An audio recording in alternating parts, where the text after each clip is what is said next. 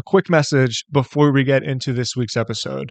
For longtime listeners of the show, you know that I have been very reluctant to add sponsors and to add recommendations to our podcast. Our priority is to you, to the writers, and to the creators. And so we've held off to make sure that we can find partnerships that we feel good about and products that I can honestly recommend. And that's why I'm so excited to recommend this week's sponsor to you, Quillbot.com, Quillbot.com. This is a tool that I am personally using to build a newsletter that I haven't announced yet, but it's been hugely beneficial for me. So Quillbot is a paraphrasing tool.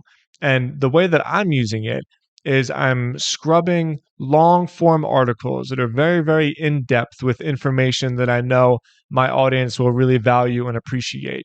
And I copy that content and I paste it into Quillbot. And Quillbot paraphrases all of the text into a couple sentences, sometimes a couple paragraphs, to really shorten and pack in the information, which allows me to better piece this information into a curated newsletter that I am sending out weekly. For people that listen, you know that I really, really believe in the newsletter space. We believe that newsletters are great businesses to start, and you should start one. If you want to get involved in online media and start creating a business for yourself, a newsletter is a great place to start. And this tool, Quillbot, has been so beneficial for me in building this curated newsletter that I'm working on. It makes it so that I can jam pack a lot of information into not a lot of space. And it really, really has helped me format my newsletter and provide the information to my readers in a way that I know they enjoy, in a way that I know they can quickly digest, in a way that I feel really proud about. So once again, check out this week's sponsor, Quillbot.com, Quillbot.com. It's easy to sign up, and tell them that Tim sent you. All right, let's get on to the show.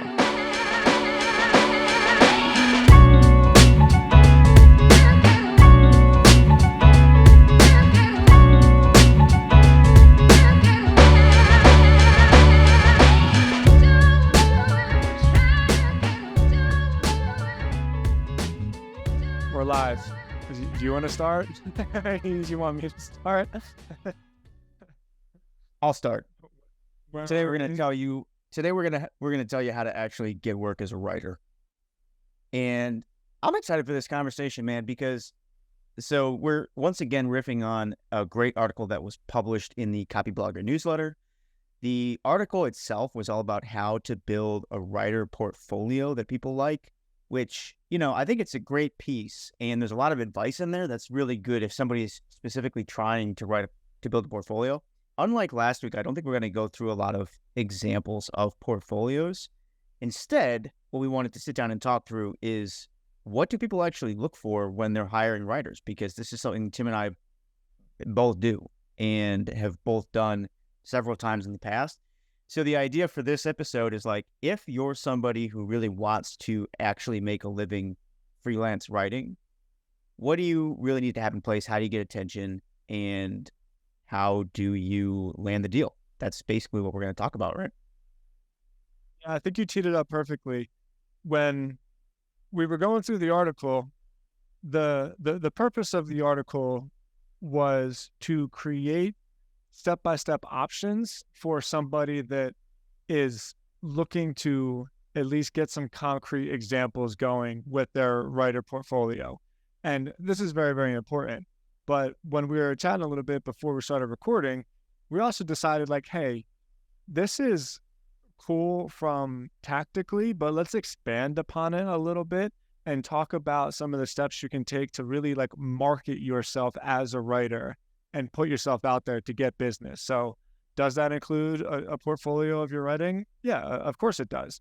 Are there other things you can do to put yourself out there? Of course there are. Ethan and I have both hired a ton of writers. I can't totally speak for you, Ethan, but years and years ago, I did freelance writing and I had to work to pick up gigs. Did you ever do freelance writing? I'm sure you did. I did, yeah.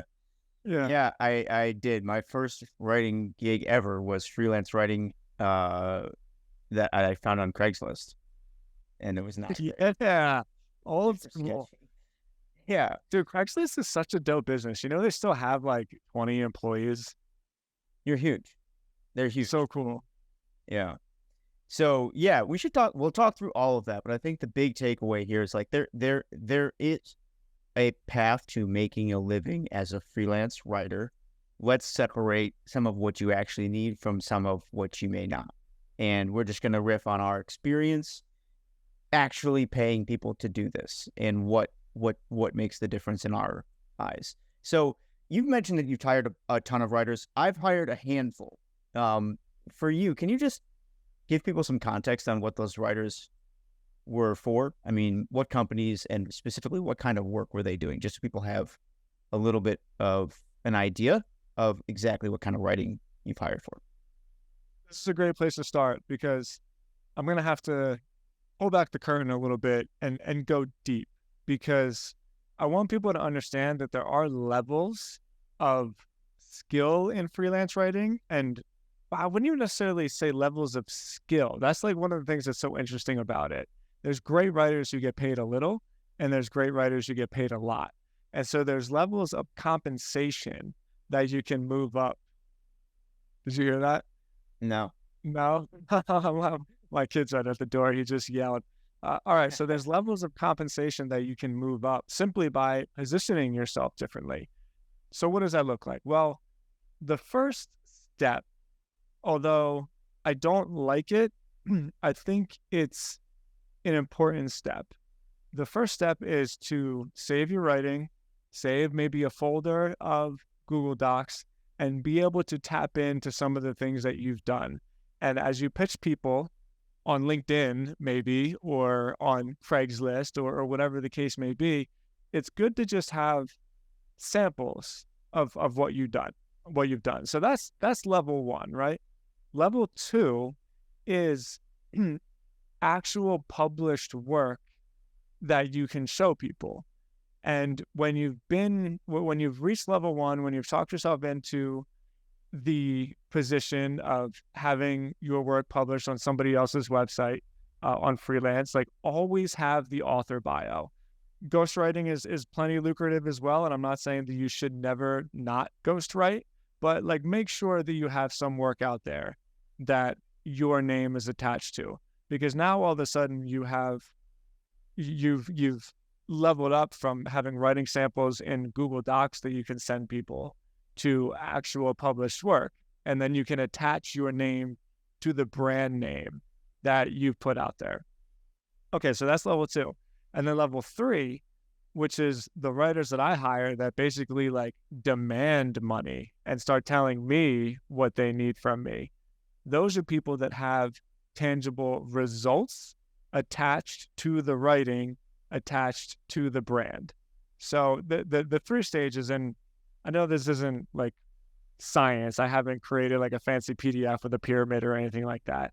But the three stages are as such: write and have samples of it, have the actual writing so that people can read your work and get an idea of what your writing is like. Stage two is get published, and then have examples of your published work with your name in the byline and the author byline. And then stage three is elevate yourself to a position where you can prove that the writing that you have published for a client has created such and such and such result. So my what the hell are they called? Chief editing officer? What's going on here? What's that position? I've never Editor in chief before. Oh, okay. Yeah. What do they call it? CEO, chief editing officer? Yeah, chief editing officer. We definitely have to clip that as a meme. So my editor in chief, this is exactly how I found her. She had been published on a lot of it was more mental health websites, but her work was mental health related, and she had bios on all of it. And when I approached her, she was able to come back to me with some keyword rankings, some social media shares. Really, that's what she had. She had a screenshot of some of the keyword rankings, but she had a whole folder of like, yeah, my work has been shared this many times, and look at all the attention I was able to get for my client. And when she dropped that on me, I was just like, okay, how much do you need? You know, and then she told me, I was like, okay, cool. When do you start? That's how it works, man. You have to put yourself in that position to really, really make money. Yeah, I agree with that. There's something that you're saying here, which I think is important for people to key in on. Again, if they want to get into the like high 5 and 6 figure earning zone with writing, and that is that when you earn that kind of money as a writer, most of the time it's because your writing is helping somebody else make money. So you're marketing, you're a marketer. And I think there's this thing in the writing world where a lot of people are kind of precious about writing, and they want to believe that what they're creating is like pure and it's not about money and stuff like that. And that's fine, but you have to realize like that first of all, writing for money or writing in order to produce money doesn't automatically make the writing less important. It will typically make you more broke. But if you really want to make money, I think it's just really important to internalize the idea that you basically have to do one of two things. You have to command an enormous audience of people who really want what you have to say. This is like the J.K. Rowling type thing, right? She's not making money, or her books are not marketing. They're stories. But she has an enormous audience, and that's why she's able to make it work. Or you're using writing as a way to make somebody else money. And that is like the quickest, easiest path to viable living as a writer. And it doesn't have to mean that you're selling out either, right? You just have to find brands and companies whose like worldview aligns with yours and whose mission you want to support with your writing. So recognizing that you are a marketer at the end of the day is a really important thing if you want to make a living as a writer. And then if you're going to do that, like what Tim said, collect proof that your marketing works. And I thought that was such a great tip. It's something you guys cover in the article, just screenshots of traffic, rankings, all those kinds of things, shares, testimonials or feedback, comments on the article, stuff like that. How your client's follower count goes up over time when you're publishing your content. All those things are super important because, and the reason they're important is because that's what people like Tim and I are looking for when we're trying to hire for this, right? So if I'm hiring somebody to work on the content team at Hampton, this is actually something that we're going through right now. So currently we publish one blog article per week. And we actually have a lot more than that are like ready to publish, but we're in this phase right now where our thesis is that distribution is more important than just publishing, right? So the website is still new. We're still kind of scrapping for all the traffic that we get. So just publishing articles is not really going to do us very much help. What we need to be doing is publishing great work and then sharing it all over the place.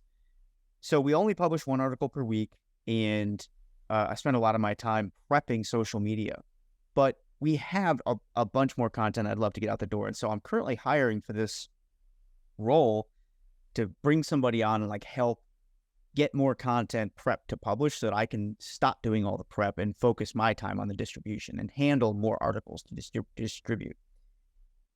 At the end of the day, that is 100% aligned with our marketing goals. I'm not looking for an artist.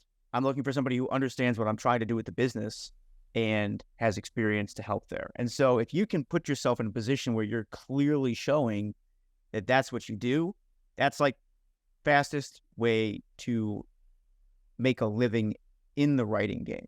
Agreed. So what do you think that okay, this is like a perfect way to transition to what I wanted to talk about next, because it's very easy to say, have a portfolio of your writing. Step 1, step 2, get your work published out there. Step 3, have proof. But I do believe the packaging really, really matters.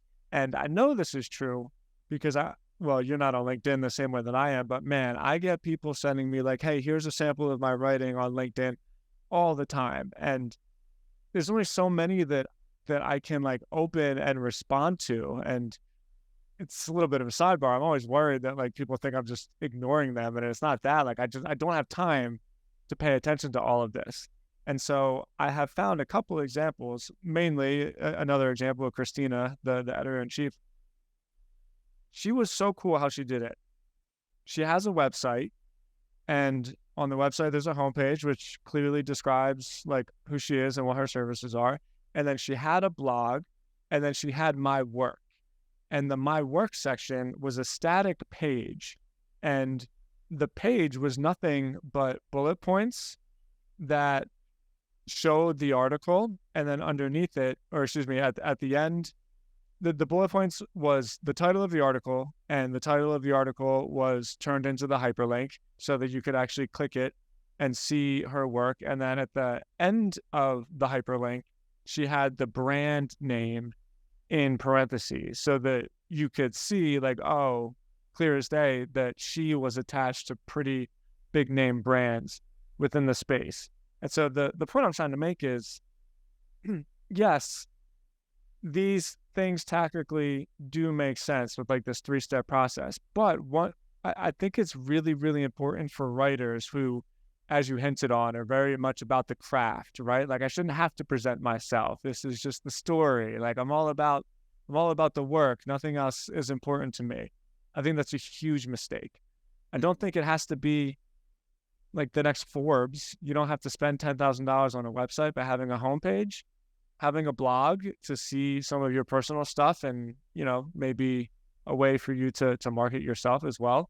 And then I really loved this way that she had a my work section on the navigation bar. And when you clicked on my work, it was just a static page that listed all of the work that she's done. And I could click on all of them individually. And at the end of the hyperlink in the parentheses, it showed the actual brand that she was published on. So I got everything I wanted right then and there. And it was hugely influential about me considering her for the position. And now she's killing it. So you said you found her via other things that you saw. So you saw her first and you liked her work that you'd seen out in the wild. You checked her out, right?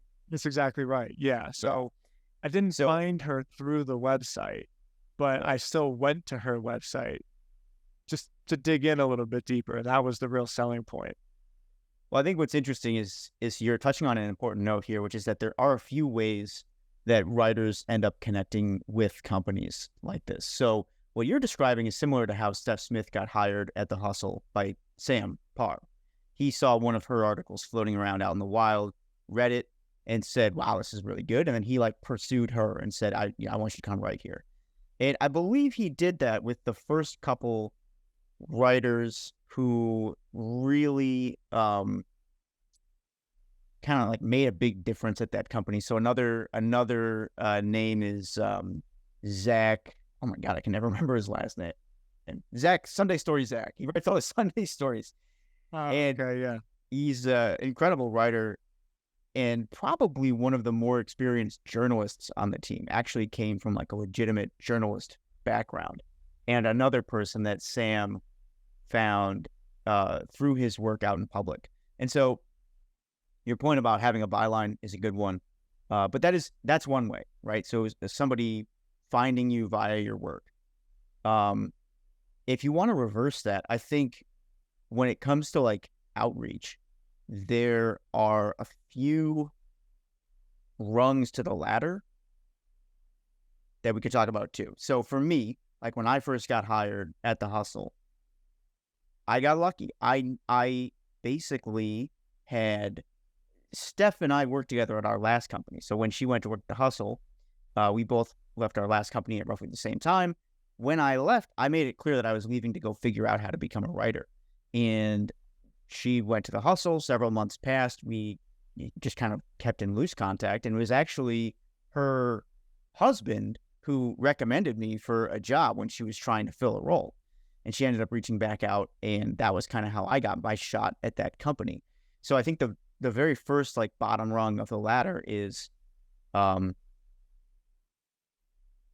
would say networking, but it's really more like letting your network know that this is something that you want to do, writing, right? They have to know that you want to write, and then they'll kind of have their eyes and ears open for opportunities, right? So that's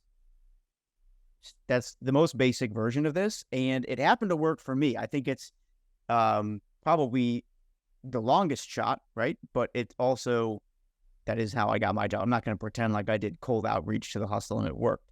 I got kind of lucky, but that is how you could increase the likelihood of running into that kind of luck. Your network's got to know that you want to be working as a writer. The second, I would say, is like sort of the give mentality, right? So this would be if you know a company that you really want to work for, you can create content that you think would be a great fit for them and send it to them first. I was thinking about this when you were talking, because you were talking about how much inbound you get. And I would have to believe, you can tell me if this is true or not, most of that stuff gets ignored because it's not an actual fit for what you're trying to do every day. But if somebody sent you a perfect fit for what you were trying to do, it would probably catch your eye enough to at least give you, like, warrant a look, right? That's happened. Yeah. Yeah, for sure. And man, you said two things that I really want to go back to. So this is me reminding myself to come back to it. But on this particular point, I'm always so fascinated with me as somebody that is so aware of the fact that I'm being marketed to. And I think I'm a little bit jaded with some of the emails that I get, like, yeah, shut up, whatever. And still, every once in a while, there's an email that comes around. I'm like, what's this? Like, let me check this out, right? Everybody is still human. Everybody can still be approached in the right way. And so, yeah, that has absolutely happened to me. It happened with Sober Nation. And this person stopped writing a little while ago, but actually turned into like a weekly columnist. We didn't have a column, but like a weekly writer. She was constantly publishing her work on Sober Nation.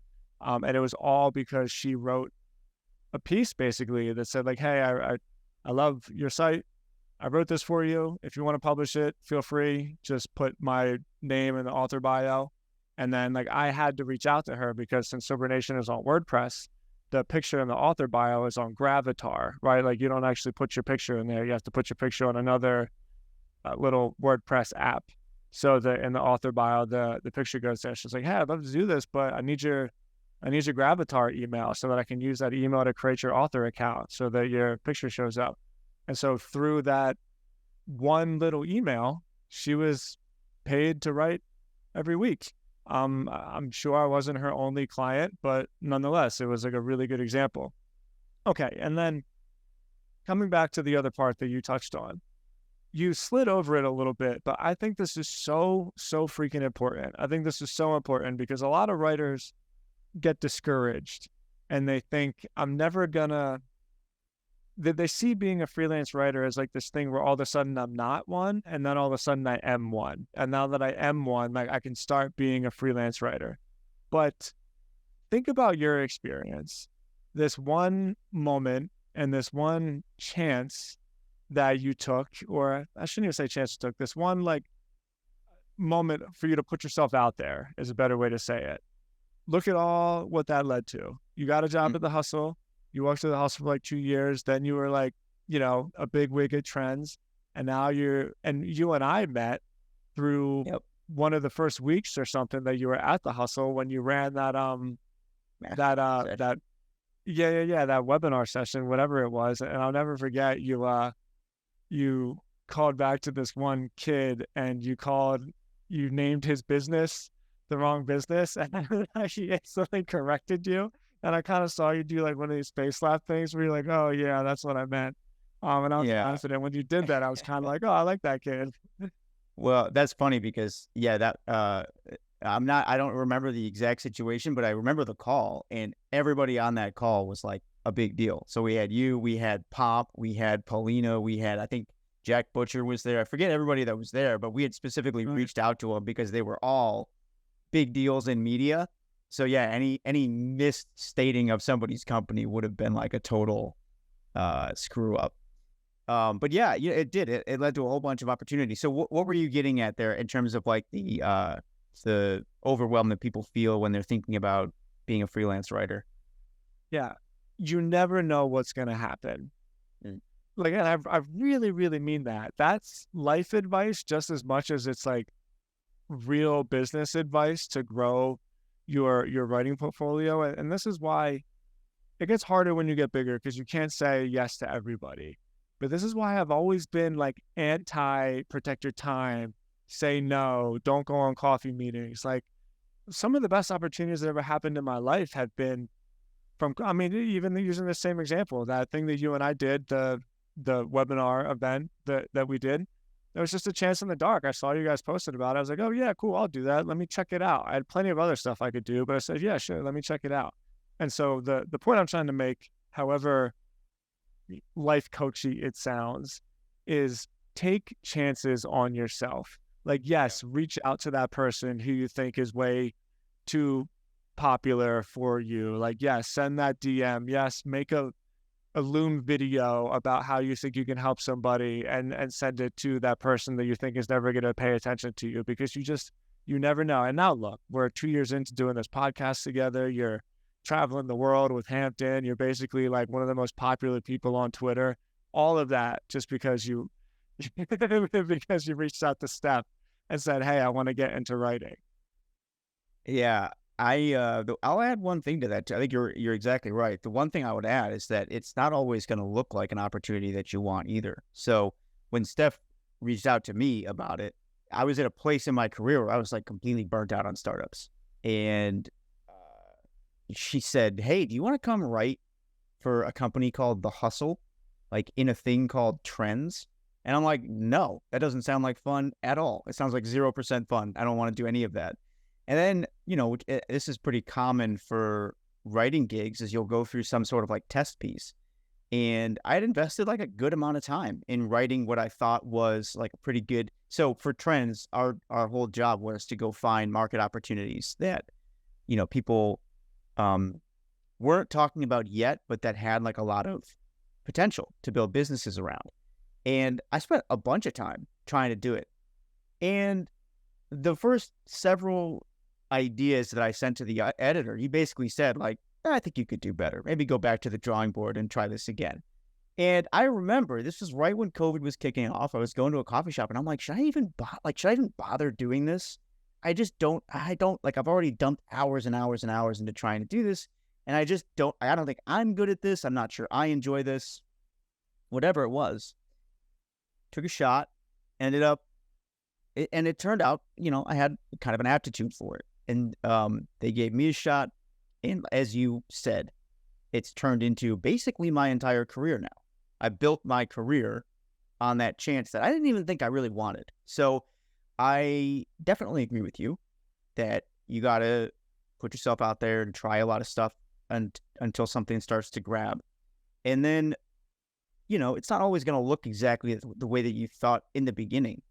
But the reality is like, I'm so glad that I don't even remember now why I decided to stick with it early, but I'm so glad that I did, because it opened up everything to me. Like, I now understand, not only did I love the work that we ended up doing at Trends for a long time, and it has parlayed into all these other great opportunities, but it's allowed me to an insight into how the entire industry works, that I now feel like I can replicate that success over again if I ever needed to. So that's a great point. Try a lot, and then just know that it's not always going to look like your dream job on the surface, but it still might even be your dream job. You just got to like pursue things far enough to figure out whether or not they work. The last thing, so that's the give section, right? Where you find a company that you maybe think you want to work for, and you start sending them sample content. And I think one of the super important things, there's maybe two really important pieces to this. The first is to find the right person to contact. So like a mistake would be to reach out to Sam back when he was running The Hustle. Maybe you could get in touch, but he was so busy that and he wasn't really in charge of hiring writers. You're just never going to get through that way. It would have been better just to reach out directly to the editors. And so it's important to take a second to study a company deep enough to understand who you're really trying to contact. The other really important part is when you're sending content, it's not a volume game. You're wasting your time if you're trying to just hit as many companies as possible. Because the reality for each of the companies that's hiring is every single, whether this is true or not, every single publication, every single company, every single team that's using content marketing has convinced themselves that their content is different from everybody else's, right? And ideally, it should be, right? That's how content marketing becomes successful.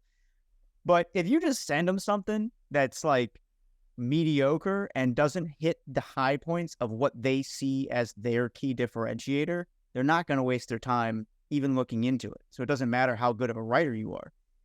The reverse of that is if you take the time to study their content strategy and their voice and really hone in on what it is that makes them different or what they think makes them different, and you send them that, everybody at the company will talk about you. And I've got a perfect example of this. So Jacob Cohen, who currently helps run he's like one of the main hosts of the Hustle's daily podcast. He's been writing for the Hustle for years. He came to us right out of college. He was still in his last semester, I think. Maybe he was even looking for an internship or something like that. And instead of sending us his resume, he sent us his resume formatted and styled like an issue of the Hustle. And literally everybody who worked at the company heard about this kid and saw the resume that he sent us, and the voice was perfect and the images were exactly what we try to do. And it was just very clear from that one first interaction. He knew the business, he could do the work, he cared about it enough to like really customize his outreach. And again, he had a job before he even left college at one of the most competitive newsletters in the world, right? So it's worth it to take the time to invest here if there's one company that you really want to work for.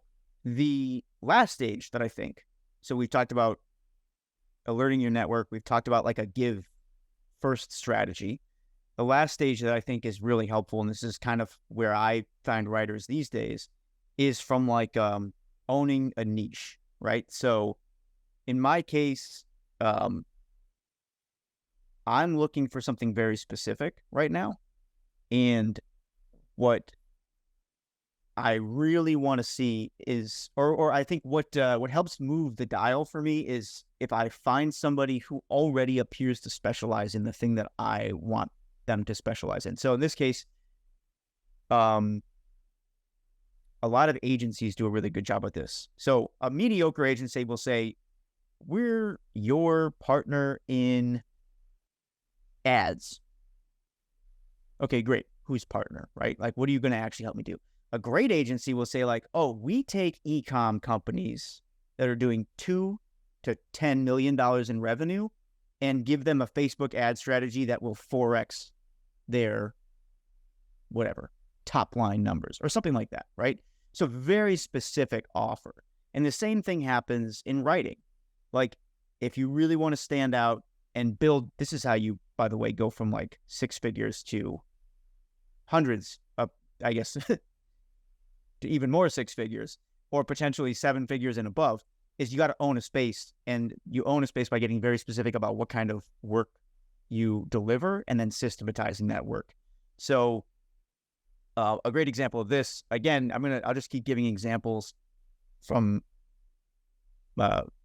people I've worked with, is a woman named Sean Osborne, and she and I worked together at Trends. She was always a contract writer there, and that was mostly just because of where she lived. We couldn't hire her as an employee, but a full-on Trends writer for a long time, fantastic at the job.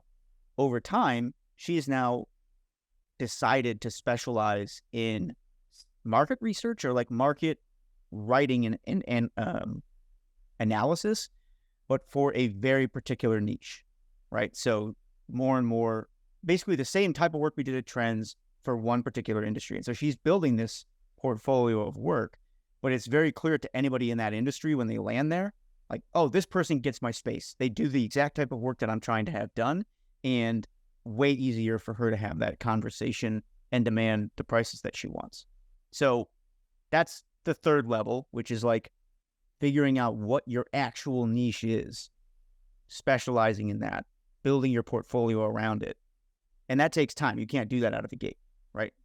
But that is how you command those higher prices. And I think it's kind of an example of what you talked about with Christine. Christine or Christina? Christina. Christina.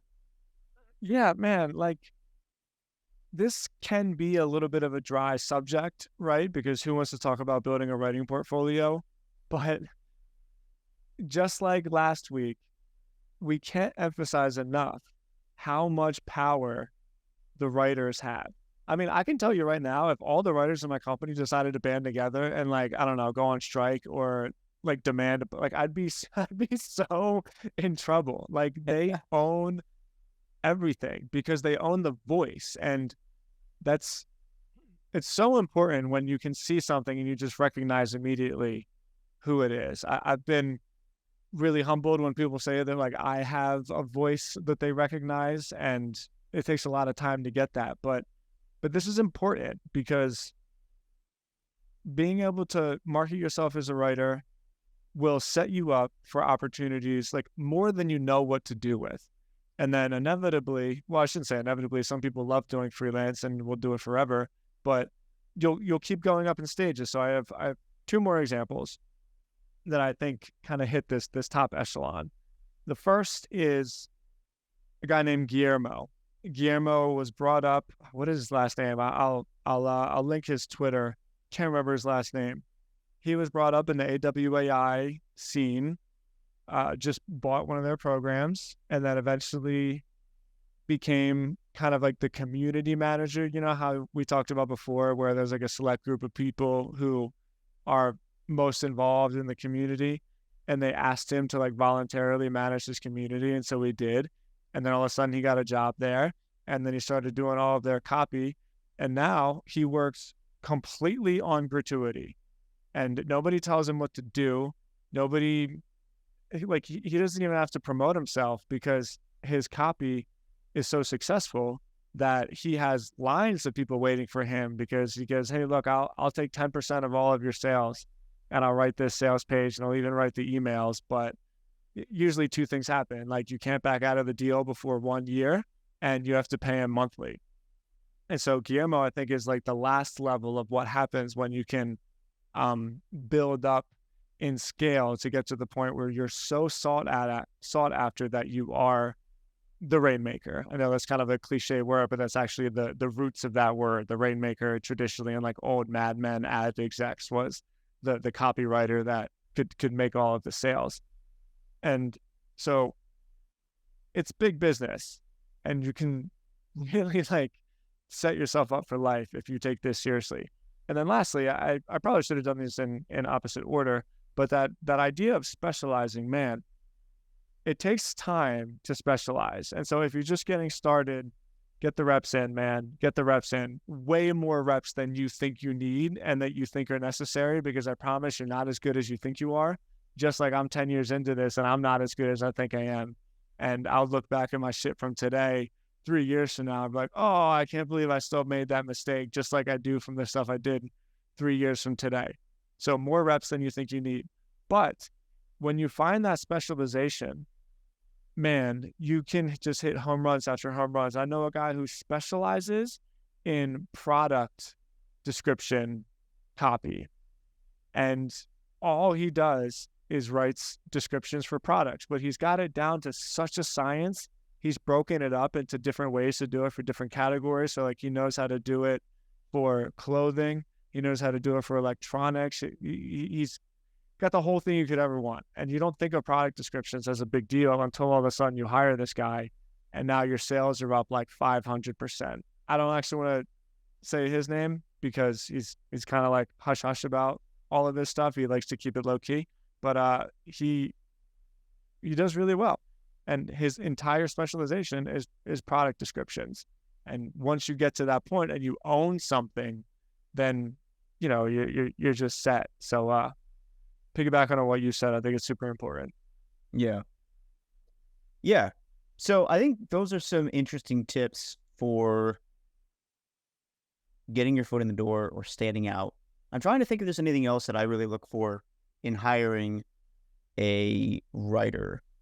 There's definitely things that are like intangibles in terms of timeliness or like English fluency as well. I'll be honest. Or I think this really goes for whatever language it is you're writing in. This is probably just as true for, content marketers in Cantonese as it is for English. we don't have time to mess around with a lack of fluency, right? If I try to hire somebody who doesn't have extremely good English, then I haven't really hired for that role, because I still have to run everything by myself. So that doesn't mean you have to be like English has to be your first language. It just means you have to have conversational fluency. And I think that's really important. And I think it's also really important to show in your website and in your work that you have a high bar for the caliber of the content that you put out, because what you're trying to do is you're trying to make sure that the person hiring doesn't have to worry about that anymore. I don't want to have to manage somebody that I also still have to worry about. So if you can through that website show that not only am I going to create content that delivers for you, but you're also not going to have to worry about managing me, then very high likelihood that I'm going to move to a next step, right? Is there anything? Yeah. I'm going to back through some really, really quick examples. All of these are going to be linked in the show notes of the episode. So go to copybloggerpod.com, and then I don't know if the URL is going to be the most recent one, but we put together really great examples of writer portfolio websites. You can see, so for instance, Elise Thompson, EliseThompson.com. I'm a freelance writer for B2B commerce and MarTech companies. I actually have no idea what MarTech is, but this is a really great example about what you spoke about. You can find my work in, so she's got social proof, and then she actually, coincidentally enough, oh wait, no, never mind. Next person. So this is a really great example. And then the second example is Brent Barnhart. His portfolio is brentwrites.com. And this is what I'm talking about, where this was just a coincidence, where exactly what I was talking about with what Christina does, she does as well. So if you go to his portfolio, he just links to all of his work through hyperlinks and a really cool quote at the end of it as well. And then one last thing, which I think is an important point, because, you know, us arrogant Americans kind of forget sometimes. And I think like only 3% of the world speaks English or something, like a lot lower. Yeah, like a lot lower than we think. And so it's definitely possible. There's a guy named Jose Rosado. He's my buddy on Twitter. As usual, I hope I pronounced his name right. But English is his second language. And he taught himself English just because he wanted to be a copywriter, and then eventually took his copywriting business and just does full-time one-on-one web and content marketing coaching. So I'll link him up as well. He always just really inspires me, man. I am inspired by people who are forced to learn how to speak a language that they don't naturally speak, especially because I'm relatively fluent in German. And when you learn how stupid English actually is in terms of like the rules, it's a really, really stupid language. It breaks all of its rules all of the time. And so I always have a lot of respect for people that learn English so that they can like participate in this cool creator economy that we talk about. So we'll use him as an example. I think he's really inspiring and a great way to end on a high note. Yeah. Well, all those will be linked up in the show notes. We're just going to link straight through to the article you guys published and have all those examples in there. And it is great. I mean, as somebody who's kind of like scrapped in this industry for a long time, trying to get a footing and figure out how to actually stand out, I thought you guys did a great job of breaking down this process. So definitely be sure to go check that out. Like Tim said, go to the website, sign up for the newsletter. We'll talk to you soon. Thanks for Hey man, copybloggerpod.com. I think we got 500 subscribers on the weekly newsletter. Copybloggerpod.com. Make sure you sign up. It's actually turning into a newsletter as well. So we'll let you know when we hit the big time. Thanks everybody for listening, and we'll talk to you next week.